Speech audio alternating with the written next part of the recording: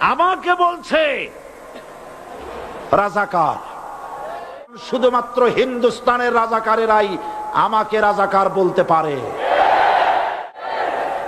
আমি রাজাকার নই।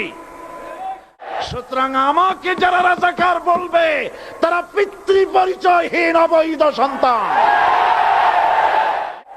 আমাকে রাজাকার বলে জনগণ থেকে বিচ্ছিন্ন করবা, জনগণ থেকে আমারে বিচ্ছিন্ন করা যাবে না। আজ আমাকে কথা বলতেই হবে ইনশাআল্লাহ, কারণ আগামীতে আবার আপনাদের সাথে দেখা হবে কিনা আমি জানি না। কথা বলতেই হবে। বিড়ালের মতো 500 বছর বেঁচে থাকার কোনো লাভ নাই। সিংহের মতো 1 ঘন্টা বাঁচতে চাই। আমি দেখতে পাচ্ছি বাংলাদেশের ভাগ্য আকাশে উত্তর গগনে কালো মেঘ জমা হয়েছে। ঝড়ের পূর্বাভাস লক্ষ্য করছি।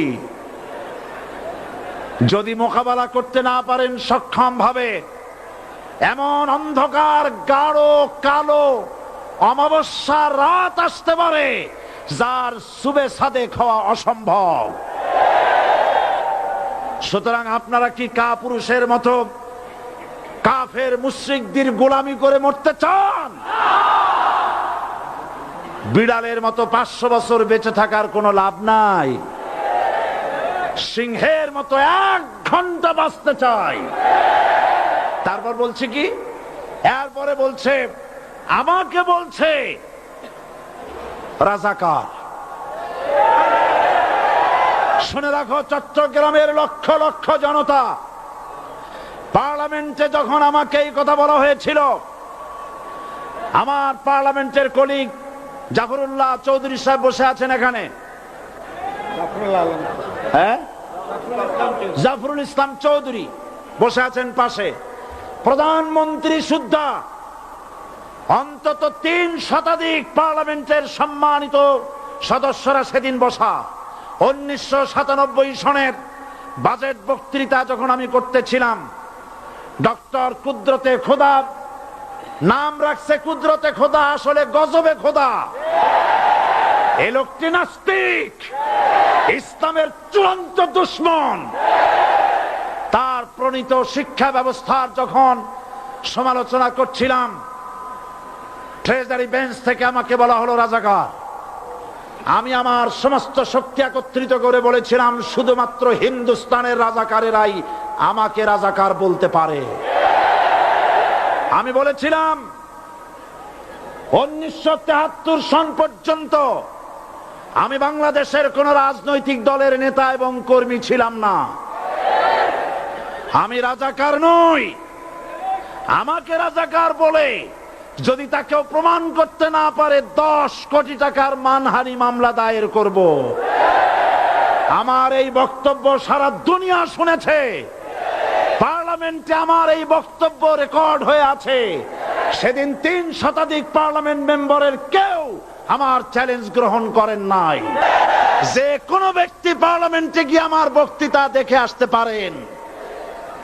এরপরে 1997 সনের 7ই অক্টোবর দৈনিক জনকণ্ঠ পত্রিকা যখন আমার বিরুদ্ধে লিখলো, সেই পত্রিকায় সাইদির ওপেন চ্যালেঞ্জ 8ম পাতা, 1997 7ই অক্টোবর, এত বড় 2 কলমে হেডিং।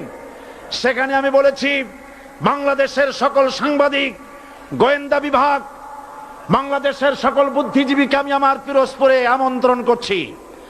আমার উপস্থিতিতে যদি কেউ প্রমাণ করতে পারে বাংলাদেশের স্বাধীনতা যুদ্ধের বিরুদ্ধে আমার কোনো ভূমিকা ছিল, সজ্ঞানে স্বেচ্ছায় জাতীয় সংসদের সদস্য পদ থেকে পদত্যাগ করব। 3 বছর পার হয়ে গেছে, আজ পর্যন্ত কেউ এই চ্যালেঞ্জের মোকাবেলা করে নাই। সুতরাং আমাকে যারা রাজাকার বলবে তারা পিতৃ পরিচয়হীন অবৈধ সন্তান। 1971 সনের, শোনো মুসলমানেরা, 1971 সনের কোন কাদা সাইদির গায়ে লাগে নাই। আমাকে রাজাকার বলে জনগণ থেকে বিচ্ছিন্ন করবা, জনগণ থেকে আমারে বিচ্ছিন্ন করা যাবে না। কারণ এই জনগণ আমার জন্য আসে না, এই জনগণ আসে আল্লাহর কোরআনের জন্য। বাংলাদেশের মুসলমানদের শরীরে এক বিন্দু রক্ত থাকতে শয়তানের তৈরি করা ধর্মনিরপেক্ষ মতবাদ বাংলার জমিনে কায়েম হতে দেওয়া হবে না, হবে না। আমরা মানুষের তৈরি করা আইন মানি না। 12 কোটি মুসলমানের দেশে আইন তৈরি করবে মানুষ, আমরা মানব না। পার্লামেন্টে তৈরি হতে হবে কোরআন দিয়ে, পার্লামেন্টে আইন তৈরি হতে হবে কোরআন দিয়ে, এবং কোরআন হবে আল কোরআনের পার্লামেন্ট হবে বাংলাদেশে। ধর্মের নামে রাজনীতি নয়, আমরা ধর্মীয় রাজনীতি করি, আমরা এই কোরআনের রাজনীতি করি। এই কোরআন নিয়ে বাঁচতে চাই, এই কোরআন নিয়ে মরতে চাই। এই কোরআন থেকে আমাদেরকে বিচ্ছিন্ন করতে চায় কাফের বেঈমান মুশরিকেরা।